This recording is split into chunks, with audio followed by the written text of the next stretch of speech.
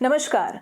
आज का जो वीडियो है मैं एक कन्फ्यूजन को एड्रेस करते हुए बना रही हूँ और वो कन्फ्यूजन ये है कि क्या पुरुष डोमेस्टिक वायलेंस का केस कोर्ट में फाइल कर सकते हैं under the protection of women from domestic violence act. ठीक है जी। अब बहुत सारी मेरी मेल ऑडियंस में से बहुत सारे पुरुषों ने मुझे मैसेज किया था कि मैम हमने आपकी एक वीडियो देखी और हमने बहुत सारी इनफैक्ट आपकी वीडियोस देखी है जहाँ पे आप ये बता रही हैं कि जो डोमेस्टिक वायलेंस का केस है वो सिर्फ महिलाएं और उनके जो माइनर बच्चे हैं उनके बिहाफ पर ही फाइल किया जा सकता है और पुरुष डोमेस्टिक वायलेंस का केस फाइल नहीं कर सकते। लेकिन हमारे एडवोकेट साहब ने तो डोमेस्टिक वायलेंस का केस फाइल किया है कोर्ट में, तो आप कैसे कह सकती हैं कि पुरुष जो है वो डोमेस्टिक वायलेंस का केस फाइल नहीं कर सकते। और सेम कन्फ्यूजन जो है वो महिलाओं को भी हो रहा है, क्योंकि बहुत सारी महिलाओं ने मुझे मैसेज किया है कि मैम हमारे हस्बैंड ने हमारे खिलाफ डोमेस्टिक वायलेंस का केस कर दिया है, पर ऐसी सिचुएशन में हमको क्या करना है। और आपने तो कहा था कि डोमेस्टिक वायलेंस का केस जो है सिर्फ महिलाएं ही फाइल कर सकती हैं, तो प्लीज़ इस कन्फ्यूजन को दूर करिए। ठीक है जी। तो आज इसी कन्फ्यूजन को, इसी मिथ को मैं दूर करने वाली हूँ, तो प्लीज़ वीडियो को ध्यान से समझिएगा। अब एक ही डेफिनेशन है जिसको पढ़कर और जिसको मैं अगर आपको बताऊं तो ये कन्फ्यूजन दूर हो जाएगा, वो है एग्रीव्ड पर्सन की डेफिनेशन। एग्रीव्ड पर्सन मतलब डोमेस्टिक वायलेंस एक्ट में वो कौन है जो केस फाइल कर सकता है, कंप्लेंट फाइल कर सकता है रिस्पोंडेंट्स के अगेंस्ट। रिस्पोंडेंट कौन हुआ? रिस्पोंडेंट हुआ जिसके अगेंस्ट आप केस फाइल करते हैं। ठीक है जी। तो सबसे पहले तो मैं आपको बता दूं इस एक्ट का जो नाम ही है, हालांकि वही काफी है इस कंफ्यूजन को दूर करने के लिए, और वो एक्ट का नाम है the protection of women from domestic violence act. तो अगर तो ये एक्ट के तहत अगर पुरुष भी केस फाइल कर सकते हैं तो प्रोटेक्शन ऑफ वुमेन / मेन लिखा जाता, जबकि ऐसा कुछ नहीं है। ये जो कानून है ये एक सोशल बेनिफिशियल लेजिस्लेशन है जो सिर्फ महिलाओं को प्रोटेक्ट करने के लिए, और अगर उनके कोई छोटे माइनर बच्चे हैं जिनको घर से निकाल दिया गया है, महिला को घर से निकाल दिया है बच्चों समेत, तो वो फाइल कर सकते हैं। उसमें उनको प्रोटेक्शन और जो मेंटेनेंस है वो प्रोवाइड किया जाएगा। ठीक है जी। तो ये एक्ट का जो टाइटल है, जो नाम है इसका, वही काफी है इस कंफ्यूजन को दूर करने के लिए। पर खैर चलिए कोई बात नहीं, मैं डेफिनेशन जो एग्रीव्ड पर्सन की है मैं वो भी आपको पढ़ के सुनाती हूँ, जिससे आपको ये क्लियर हो जाएगा कि पुरुष इस एक्ट के तहत डोमेस्टिक वायलेंस का केस फाइल नहीं कर सकते। ठीक है जी। जो डेफिनेशन है वो मैं आपके स्क्रीन पे डाल दूंगी, आप उसको प्लीज ध्यान से फॉलो करिएगा। अब एग्रीव्ड पर्सन यानी कि वो कौन शख्स है जो डोमेस्टिक वायलेंस एक्ट के तहत कंप्लेंट फाइल कर सकता है, उसकी जो डेफिनेशन है वो एक्ट में सेक्शन 2A में सबसे पहली सेक्शन है, सेक्शन 2A, उसमें प्रोवाइड किया गया है। अब मैं आपको डेफिनेशन पढ़ के सुनाती हूँ कि डेफिनेशन कहती क्या है। देखिए, aggrieved person means any woman who is or has been in a domestic relationship with the respondent and who alleges to have been subjected to any act of domestic violence by the respondent। Simple भाषा में कहें, aggrieved person means any woman। तो इसमें जो शब्द इस्तेमाल किया गया है दैट इज एनी वुमन, कोई भी महिला जिसके ऊपर रिस्पोंडेंट इन्हें यानी कि जिसके खिलाफ कंप्लेंट फाइल की गई है, जो पुरुष भी हो सकता है और महिला भी हो सकती है अब 2016 की सुप्रीम कोर्ट की जजमेंट के बाद। ठीक है। जिसने उसके ऊपर कोई शारीरिक या मानसिक प्रताड़ना की है वो इस एक्ट के तहत डोमेस्टिक वायलेंस का केस फाइल कर सकती है। अब आप मुझे बताइए, अगर तो पुरुषों को अधिकार दिया गया होता डोमेस्टिक वायलेंस एक्ट के तहत केस फाइल करने का, तो एग्रीव्ड पर्सन की डेफिनेशन में सिर्फ वुमेन को यानी कि सिर्फ महिला को क्यों डाला जाता? उसको वुमेन / मेन किया जाता या फिर एनी पर्सन लिखा जाता। तो जब डेफिनेशन में ही एनी वुमेन लिखा गया है तो इसमें क्लियरली ये मतलब है कि सिर्फ महिलाओं को अधिकार है डोमेस्टिक वायलेंस एक्ट के तहत कंप्लेंट फाइल करने का। और जितने भी पुरुष मुझे कह रहे हैं कि मैम हमारे एडवोकेट ने हमारे बिहाफ पर डोमेस्टिक वायलेंस केस किया है, अब किसी ने मुझे फिलहाल ये तो नहीं कहा कि डिसमिस हो गया है या उसमें वो मेंटेनेबल नहीं माना गया है, अगर वो चल रहा है तो आगे उसका क्या होगा वो तो भगवान ही जाने और वो जज साहब जाने। वो अगर सही तरीके से अगर ऑब्जेक्शंस फाइल किए जाएंगे उसके बिहाफ पे, उसको सही तरीके से आर्ग्यू किया जाएगा, तो आप खुद ही जान जाएंगे कि जो पुरुष हैं डोमेस्टिक वायलेंस का केस जो है वो फाइल नहीं कर सकते। ठीक है जी। अब इसमें जो दूसरी इंपॉर्टेंट डेफिनेशन है वो चाइल्ड की डेफिनेशन है। चाइल्ड मतलब बच्चा, राइट। तो क्या डेफिनेशन है सेक्शन 2B में?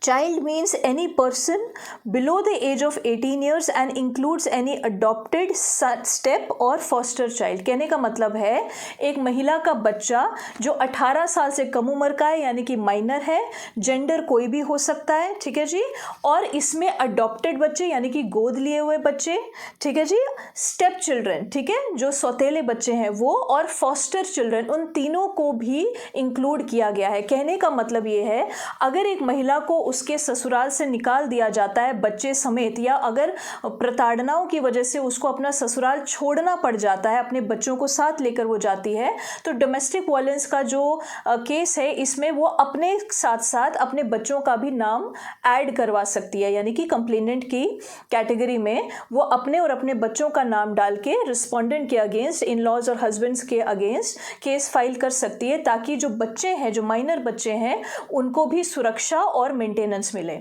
ठीक है जी। अब ये सारा कन्फ्यूजन स्टार्ट कहाँ से हुआ? ये सारा कन्फ्यूजन स्टार्ट हुआ एक जजमेंट के साथ जो सुप्रीम कोर्ट ने 2016 में पास की, जिसका टाइटल है, जो मैं स्क्रीन पे भी दे दूंगी, हीरल पी हरसोरा वर्सेस कुसुम नरोत्तम दास हरसोरा। इस जजमेंट में इन शॉर्ट बेसिकली ये हुआ कि सुप्रीम कोर्ट ने जो रिस्पोंडेंट की डेफिनेशन है, रिस्पोंडेंट यानी कि जैसे मैंने पहले कहा जिसके अगेंस्ट आप डोमेस्टिक वायलेंस का केस फाइल कर सकते हैं, उसमें कुछ तब्दीलियां लाई। अब वो तब्दीलियां क्या थी? 2005 में जब ये एक्ट बनाया गया था तो रिस्पोंडेंट की जो डेफिनेशन थी, यानी कि जिसके अगेंस्ट आप डोमेस्टिक वायलेंस का केस फाइल कर सकते हैं, उसमें ये लिखा गया था एनी अडल्ट मेल पर्सन, यानी कि आप डोमेस्टिक वायलेंस का केस सिर्फ एक अडल्ट पुरुष के खिलाफ ही कर सकते हो जिनके साथ आप उस घर में शेयर्ड हाउस होल्ड में रहते हैं, जैसे कि पति, ससुर, जेठ, देवर, भतीजे, कोई भी हो सकता है, लेकिन महिलाओं के खिलाफ आप नहीं कर सकते। ठीक है जी। तो 2016 में जब ये हीरल पी हरसोरा की जो जजमेंट आई, उसमें सुप्रीम कोर्ट ने रिस्पोंडेंट की जो डेफिनेशन है सेक्शन 2Q को, उसमें थोड़ा सा चेंजेस लाया और एनी अडल्ट मेल पर्सन को स्ट्राइक ऑफ कर दिया, ये कहकर कि ये जो शब्द हैं ये अनकॉन्स्टिट्यूशनल हैं और आर्टिकल 14 ऑफ इंडियन कॉन्स्टिट्यूशन के खिलाफ जाते हैं। क्योंकि अब ऐसा उन्होंने क्यों कहा? क्योंकि जो डोमेस्टिक वायलेंस है, जो शारीरिक और मानसिक प्रताड़ना है, जो घरेलू हिंसा है, वो महिलाएं भी महिलाओं के अगेंस्ट कर सकती है।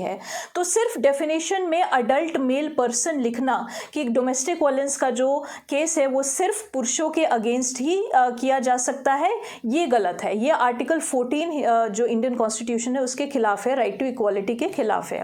तो 2016 की इस जजमेंट में एनी अडल्ट मेल पर्सन जो डेफिनेशन में था, उन शब्दों को स्ट्राइक ऑफ कर दिया गया और उसको रिप्लेस किया गया एनी पर्सन के साथ। कहने का मतलब है 2016 के बाद अब कोई भी महिला और उसके जो माइनर बच्चे हैं वो किसी के अगेंस्ट भी, चाहे वो मेल हो या फीमेल हो, उनके अगेंस्ट डोमेस्टिक वायलेंस कर सकती है, प्रोवाइडेड वो उस डोमेस्टिक सेटिंग की, यानी कि उस घर का, उसकी फैमिली का एक मेंबर हो, उस घर का एक फैमिली मेंबर होना चाहिए और उस घर में, उस शेयर्ड हाउस होल्ड में उनके साथ रहे। ठीक है जी। तो इसी कंफ्यूजन की वजह से दरअसल हुआ ये है कि बहुत लोगों में इंडिया में ये धारणा फैल गई है क्योंकि रिस्पोंडेंट की डेफिनेशन में तब्दीली लाई गई है और अडल्ट मेल पर्सन को स्ट्राइक ऑफ कर दिया गया है, तो अब जो पुरुष हैं वो भी डोमेस्टिक वायलेंस का केस फाइल कर सकते हैं, विच एब्सोल्युटली मेक्स नो सेंस।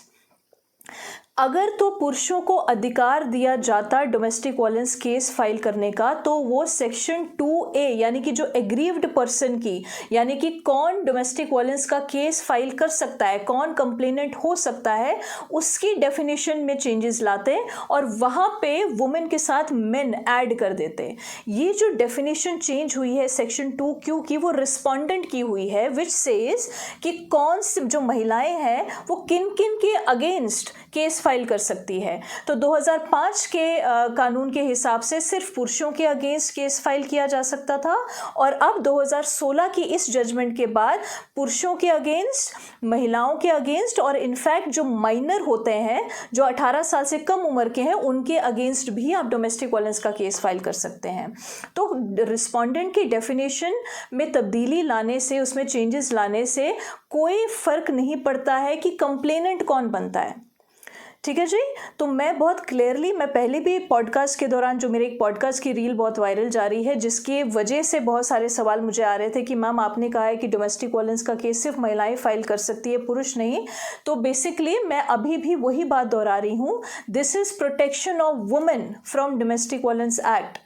तो अगर, तो जितने भी मेल ऑडियंस मुझे सुन रही हैं, अगर तो आपके एडवोकेट्स ने, I am so sorry to say that, but अगर उन्होंने आपके बिहाफ पे डोमेस्टिक वायलेंस केस फाइल किया है, आई एम सो सॉरी, वो जो केस है आपका, देयर इज पॉसिबली चांसेस हैं दैट इज़ नॉट मेंटेनेबल और वो डिसमिस हो जाएगा। मुझे क्षमा करिएगा, मैं ऐसा बोलना नहीं चाहती, लेकिन मेरी बोलना ये सब मजबूरी है मेरी, क्योंकि आप ही लोगों ने मेरे को एलिगेशंस मुझ पे इल्ज़ाम लगाए हैं, आप ही लोगों ने मुझसे सवाल पूछा है, तो मुझे उसका जवाब तो सही तरीके से देना पड़ेगा। ठीक है जी।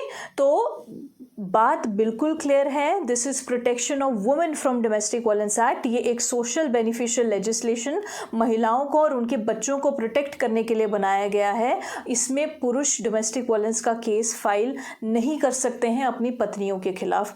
प्लीज़ इस बात को अपने जहन में अच्छे से बांध लीजिए। ठीक है जी, चलिए, प्रणाम।